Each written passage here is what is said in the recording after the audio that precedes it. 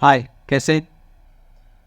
आज का जो टॉपिक है, ये भी बहुत ज़्यादा पूछा जाने वाला प्रश्न है। हालाँकि इसका बीमारी से या पेशेंट की तकलीफ़ से कोई संबंध नहीं है, लेकिन बहुत ज़्यादा पूछा जाने वाला प्रश्न है मुझसे ये कि मैं ज़्यादा वीडियोज़ क्यों नहीं बना पाता हूँ? क्योंकि क्या है, बहुत सारे पेशेंट्स जो हैं, कभी जैसे वीडियो जैसे आप अभी देख ही रहे हो और मेरे से मिलने आ जाते हैं पेशेंट्स, है ना? मुझे दिखाने आ जाते हैं।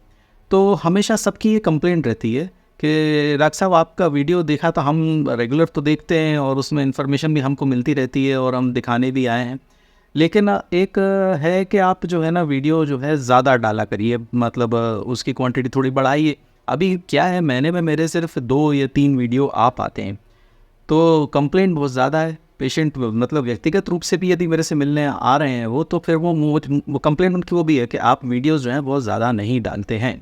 कमेंट बॉक्स में भी ये सब लोग खूब बोल रहे हैं, हर वीडियो में बोलते हैं कि आपके वीडियोज़ बहुत लेट हो जाते हैं, आप नहीं आ पाते। और जो रेगुलर मेरे पास आ रहे हैं वो भी यही बता रहे हैं कि वीडियोज़ रेगुलर आप क्यों नहीं डालते हैं। तो इस वीडियो में मैं आपको इसी का जवाब देने वाला हूँ। जवाब क्या, मतलब एक्सप्लेनेशन ही दूँगा कि मैं बार-बार वीडियो क्यों नहीं डाल पाता, जल्दी-जल्दी वीडियो क्यों नहीं डाल पाता। क्योंकि देखिए, एक बात ये भी है कि वीडियोज़ बनाना जो है वो मेरा प्राइमरी काम तो है नहीं, है ना?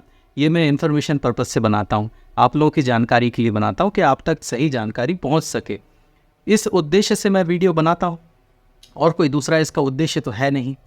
तो उस उद्देश्य के कारण क्या होता है, मेरे जो दूसरे प्रायोरिटी वाले काम है, जैसे पेशेंट्स जो मुझे दिखाने आते हैं, मुझे रोज़ पेशेंट्स देखना होते हैं, सुबह दोपहर शाम। मतलब मैं सुबह शाम पेशेंट नहीं देखता हूँ, मैं पूरे दिन पेशेंट देखता हूँ। मतलब मैं पूरे दिन बैठता हूँ।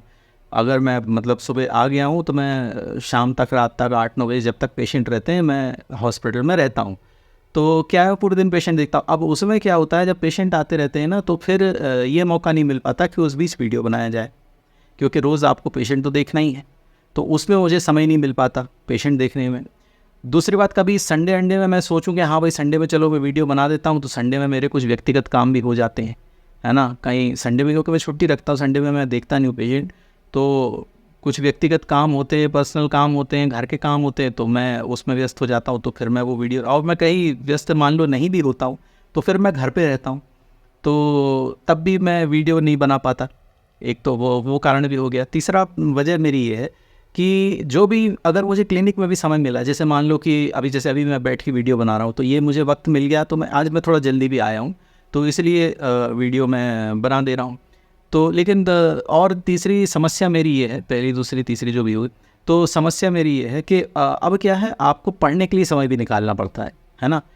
देखिए क्या होता है, मतलब मेडिकल और जो आप वकीलों को देख लीजिए, ये कुछ ऐसे प्रोफेशन होते हैं ना, इनमें लगातार पढ़ना भी पड़ता है।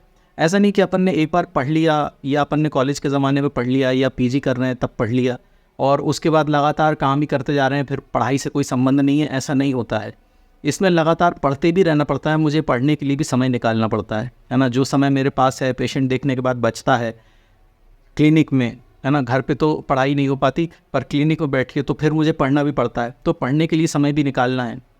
क्योंकि क्या होता है कि अब देखो, जैसे मुझे प्रैक्टिस करते हो गए 12-15 साल, है ना? मुझे मतलब मेडिकल की पढ़ाई पूरी किए हुए, मतलब मैं पास आउट हुआ था 2000, यूजी मैंने 2010 में पास आउट किया था, 9-10 में, और पीजी मैंने पास आउट किया था 2013 में, है ना? तो आप मान के चलो कि पढ़ाई से मतलब कॉलेज एकेडमिक से 2013 से मैं कॉलेज में विज़िट तो नहीं कर रहा हूँ, तो 2013 से 2024 हो गया, ये 10 साल का गैप है ना? तो देखिए क्या होता है, प्रैक्टिस एक अलग चीज़ होती है। प्रैक्टिस में तो क्योंकि अब इतना पढ़ लिए होते हैं और इतना अनुभव हो जाता है, तो प्रैक्टिस तो करते हैं। लेकिन क्या होता है कि आप अपनी पढ़ाई से दूर होते जाते हैं, और जब पढ़ाई से दूर होते जाते हैं तो आपके पास इन्फॉर्मेशन की कमी होती जाती। और ये जो फील्ड है, चिकित्सक का जो काम करने का जो व्यवसाय है, या जो भी आप इसे कह लें, इसमें पढ़ाई करना ज़रूरी है, क्योंकि पुरानी चीज़ें फिर धीरे धीरे दिमाग जो है वो भूलता भी है ना? उसको रिवाइज़ करना ज़रूरी है, रिकॉल करना ज़रूरी है। तो क्या है, उसके लिए पढ़ाई करने का भी समय निकालना पड़ता है मुझे। वो सारी चीज़ें जो मैंने पढ़ी हैं, मुझे लगातार पढ़ते रहना पड़ता है। कुछ नया है तो पढ़ते रहना पड़ता है, पुराना है जो पढ़ा है मैंने उसको रिवाइज़ करना होता है, और कुछ नए चीज़ें जो हैं वो उसमें खोजनी पड़ती हैं। कुछ ऐसे पेशेंट आते हैं जो चैलेंजिंग होते हैं, या उन पेशेंट्स में जिसमें कि कॉम्प्लिकेशन होता है, ठीक नहीं हो रहे हैं, या कोई प्रॉब्लम है, तो मुझे उसके लिए थोड़ी रिसर्च करनी पड़ती है, किताबों में ढूंढना पड़ता है, उनके लिए, क्योंकि आयुर्वेद है तो थोड़ा उनके लिए कॉम्बिनेशंस मुझे बनाने पड़ते हैं, मेडिसिन उनके लिए प्रिपेयर करनी पड़ती हैं, तो थोड़ा सा क्या उस हिसाब से नॉलेज होना ज़रूरी है। तो उस नॉलेज को क्या होता है मेंटेन करना पड़ता है। आपने एक बार पढ़ तो लिया, लेकिन उसको मतलब कंसिस्टेंसी उसमें ज़रूरी है, लगातार उसको रिवाइज़ करना होता है, उसमें से कुछ कुछ नई नई चीज़ें। आप देखिए इतनी मोटी किताब है, आपको पूरी किताब तो याद होती नहीं है ना। तो एग्जामिनेशन पर्पज़ से हम पढ़ते हैं, प्रैक्टिस पर्पज़ से हम पढ़ते हैं, लेकिन इतनी मोटी किताब है, सब कुछ तो याद होता नहीं है। तो हमेशा आपको किताब खोल के देखना पड़ती है ना। उसमें क्या है, पेशेंट क्या कंप्लेंट आ रहा लेके आ रहे हैं, और उसमें क्या मेडिसिन एडवाइस है, तो हम किस तरह से उसको इम्प्रूव कर सकते हैं, किस तरह के कॉम्बिनेशंस में हम पेशेंट को ट्रीट कर सकते हैं, पेशेंट को बेहतर रिजल्ट दे सकते हैं। कुछ ऐसे पेशेंट होते हैं जो ठीक ही नहीं हो रहे हैं, उनको किस तरह से हम एडवाइस करें, क्या मेडिसिन बना के दें जिससे कि वो ठीक हो जाए।